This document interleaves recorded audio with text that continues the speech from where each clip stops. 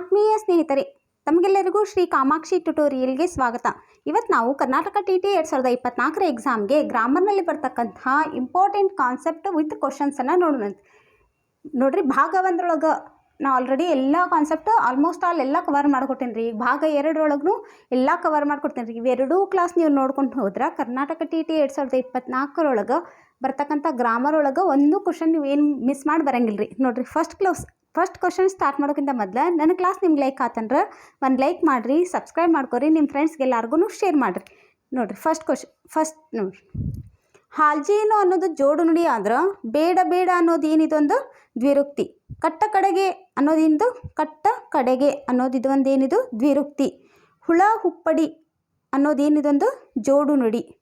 ಮಕ್ಕಳು ಮರಿ ಅನ್ನೋದು ಜೋಡು ನುಡಿ ಆದ್ರೆ ಓಡಿ ಓಡಿ ಅನ್ನೋದೇನಿದೊಂದು ದ್ವಿರುಕ್ತಿ.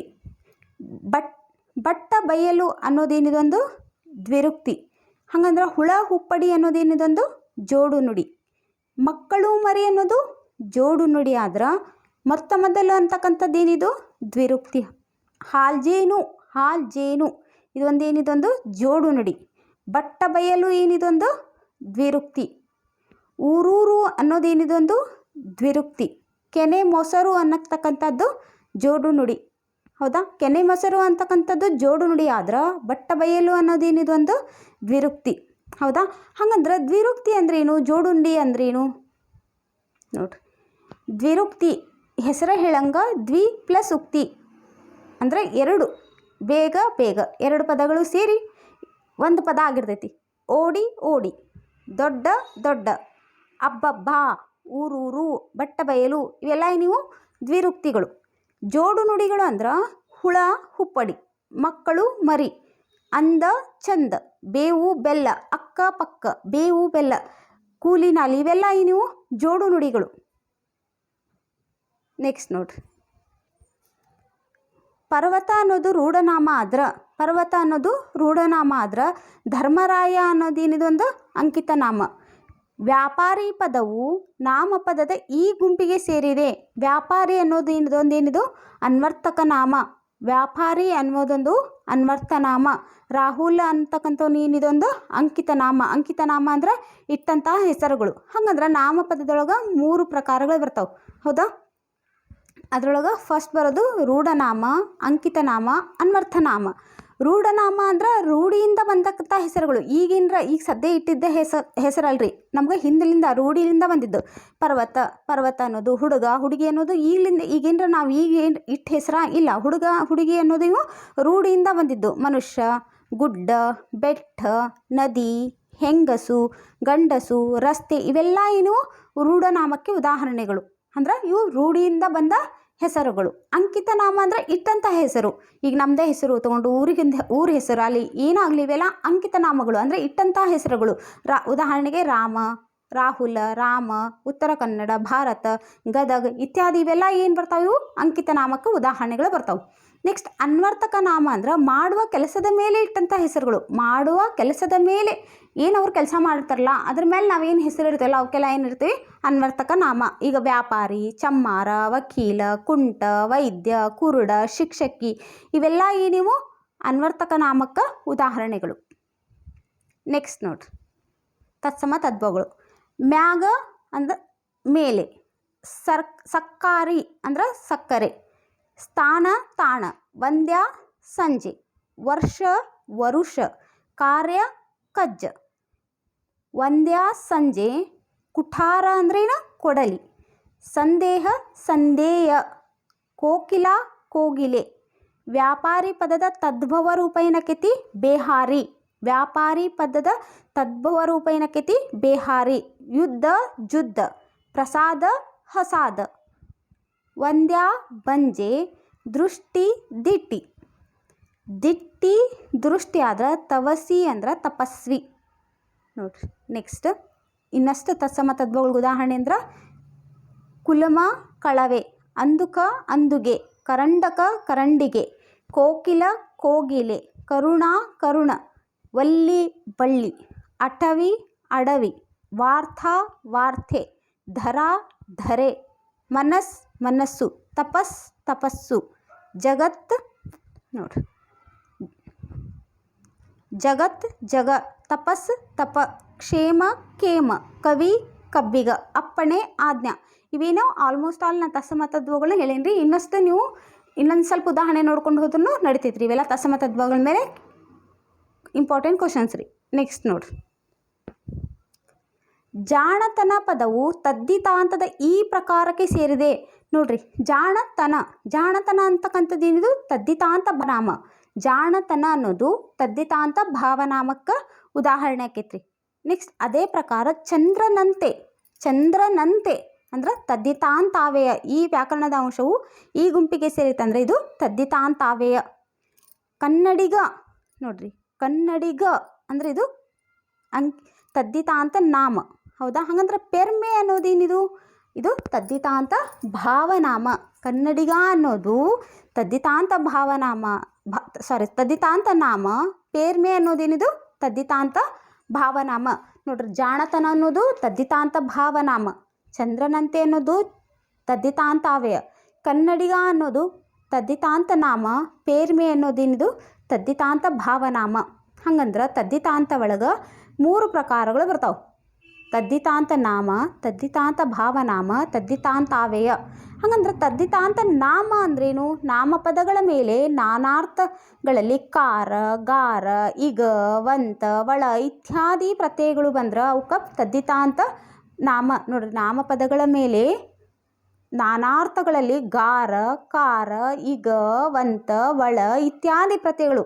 ಉದಾಹರಣೆಗೆ ಮಾಲೆಗಾರ, ಓಲೆಕಾರ, ಹಣವಂತ, ಮಡಿವಾಳ, ಕನ್ನಡಿಗ ಇವೆಲ್ಲ ಏನು? ತದ್ದಿತಾಂತ ನಾಮಗಳಿಗೆ ಉದಾಹರಣೆಗಳು.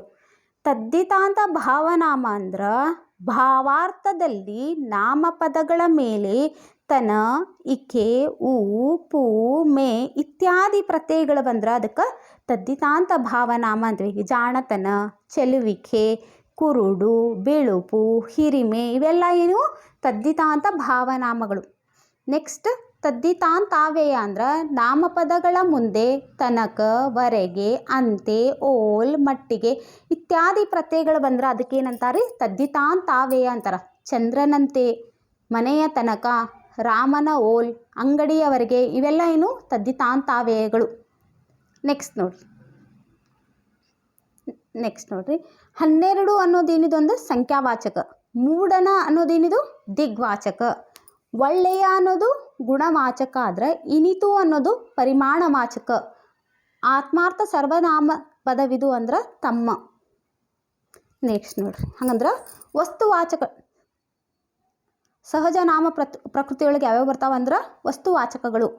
ವಸ್ತುವಿನ ಹೆಸರು ಹೇಳುವ ಶಬ್ದಗಳಿಗೆ ವಸ್ತುವಾಚಕಗಳು ಅಂತಾರೆ. ಹಾಗಂದ್ರೆ ಹೆಂಗಸು, ಕಲ್ಲು, ನಾಯಿ, ಹಣ್ಣು ಇತ್ಯಾದಿಗಳು ಏನು? ವಸ್ತುವಾಚಕಗಳು. ಗುಣವಾಚಕಗಳಂದ್ರೆ ವಸ್ತುವಿನ ಗುಣ, ರೀತಿ, ಸ್ವಭಾವ ತಿಳಿಸುವ ಶಬ್ದಗಳು. ಅಂದ್ರೆ ಒಳ್ಳೆಯ, ಕೆಂಪು ಬಟ್ಟೆ, ಚಿಕ್ಕ ಗಿಡ ಇವೆಲ್ಲ ಗುಣವಾಚಕಗಳು.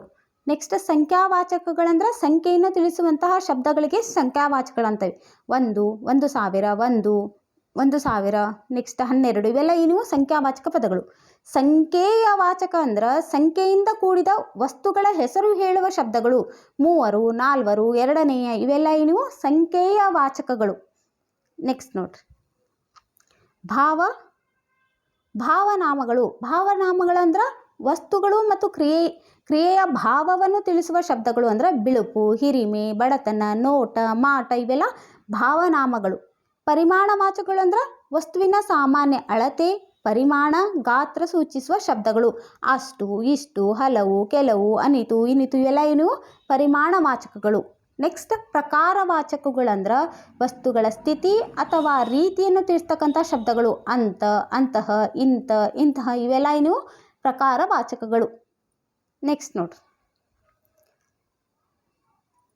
ನಾನು ಅನ್ನೋದು ಉತ್ತಮ ಪುರುಷ ಆದ್ರೆ ಅವನು ಅನ್ನೋದೇನಪ್ಪ ಅಂದ್ರೆ ಪ್ರಥಮ ಪುರುಷ. ನೋಡ್ರಿ, ಪ್ರಥಮ ಪುರುಷ ಒಳಗೆ ಏನು ಬರ್ತಾವು? ಏಕವಚನ ಮತ್ತು ಬಹುವಚನದೊಳಗೆ ಪ್ರಥಮ ಪುರುಷ ಅಂದ್ರೆ ಅವನು, ಅವಳು, ಅವನು, ಇವನು, ಅವಳು, ಇವಳು, ಅದು, ಇದು ಇವೆಲ್ಲ ಏನಿವು? ಪ್ರಥಮ ಪುರುಷದೊಳಗೆ ಬರ್ತಕ್ಕಂತಹ ಏಕವಚನಗಳು. ಅವರು, ಇವರು ಅನ್ನೋದೇನಿದು? ಪ್ರಥಮ ಪುರುಷದಲ್ಲಿ ಬರ್ತಕ್ಕಂತಹ ಬಹುವಚನಗಳು. ಮಧ್ಯಮ ಪುರುಷದೊಳಗೆ ನೀನು, ಇದು ಏಕವಚನ ಆದ್ರೆ ನೀವು ಅನ್ನೋದು ಬಹುವಚನ. ಉತ್ತಮ ಪುರುಷ ಒಳಗೆ ಯಾವ್ದು ಬರ್ತೈತಿ? ನಾನು ಅನ್ನೋದು ಏಕವಚನ ಆದ್ರೆ ನಾವು ಅನ್ನೋದು ಬಹುವಚನ. ನೋಡ್ರಿ, ನಾವು ಅನ್ನೋದು ಉತ್ತಮ ಪುರುಷೊಳಗೆ ಬರ್ತಾವು. ನೀನು ನೀವು ಅನ್ನೋದು ಮಧ್ಯಮ ಪುರುಷ. ಪ್ರಥಮ ಪುರುಷ ಅಂದ್ರೆ ಅವನು ಇವನು ಅವಳು ಇವಳು ಇವೆಲ್ಲ ಏನು ಬರ್ತಾವಲ್ಲ ಇವು ಪ್ರಥಮ ಪುರುಷದೊಳಗೆ ಬರ್ತಾವೆ. ನೆಕ್ಸ್ಟ್ ನೋಡಿ, ದಿಗ್ವಾಚಕಗಳು ಅಂದ್ರೇನು? ದಿಗ್ವಾಚಕಗಳು ಅಂದ್ರೆ ದಿಕ್ಕುಗಳನ್ನು ಸೂಚಿಸುವ ಪದಗಳಿಗೆ ದಿಕ್ವಾಚಕಗಳು ಅಂತ. ಪೂರ್ವ, ಪಶ್ಚಿಮ, ಮೂಡಣ, ಪಡುವಣ, ಬಡಗಣ, ತೆಂಕಣ, ಆಚೆ ಇವೆಲ್ಲ ನೀವು ದಿಕ್ವಾಚಕಗಳು. ನೆಕ್ಸ್ಟ್ ಸರ್ವನಾಮಗಳು ಅಂದ್ರೆ ನಾಮಪದಗಳ ಬದಲಾಗಿ ಬಳಸ್ತಕ್ಕಂತಹ ಶಬ್ದಗಳು. ಇದ್ರೊಳಗೆ ಪುರುಷಾರ್ಥ ಸರ್ವನಾಮ, ಪ್ರಶ್ನಾರ್ಥಕ ಸರ್ವನಾಮ, ಆತ್ಮಾರ್ಥಕ ಸರ್ವನಾಮಗಳು ಬರ್ತಾವೆ. ಪ್ರಶ್ನಾರ್ಥಕ ಸರ್ವನಾಮಕ್ಕೆ ಉದಾಹರಣೆ ಅಂದರೆ ಯಾರು, ಯಾವುದು, ಏನು, ಥರದ್ದು ಇವು. ಆತ್ಮಾರ್ಥಕ ಸರ್ವನಾಮಕ್ಕೆ ಉದಾಹರಣೆಗಳಂದ್ರೆ ತಾನು, ತಾವು ಇವೆಲ್ಲ ಏನು ಆತ್ಮಾರ್ಥಕ ಸರ್ವನಾಮಕ್ಕೆ ಉದಾಹರಣೆಗಳು. ನೆಕ್ಸ್ಟ್ ನೋಡಿ, ಕೃದಂತ ಭಾವನಾಮಕ್ಕೆ ಉದಾಹರಣೆಯಾಗಿರುವ ಪದ. ಕೃದಂತ ಭಾವನಾಮಕ್ಕೆ ಉದಾಹರಣೆ ಅಂದ್ರೆ ಓಟ ನೋಡ್ರಿ. ಕೃದಂತ ನಾಮ, ಕೃದಂತ ಬಳಗ 3 ವಿಧಗಳು: ಕೃದಂತ ನಾಮ, ಕೃದಂತ ಭಾವನಾಮ, ಕೃದಂತಾವ್ಯಯಗಳು ಬರ್ತಾವೆ.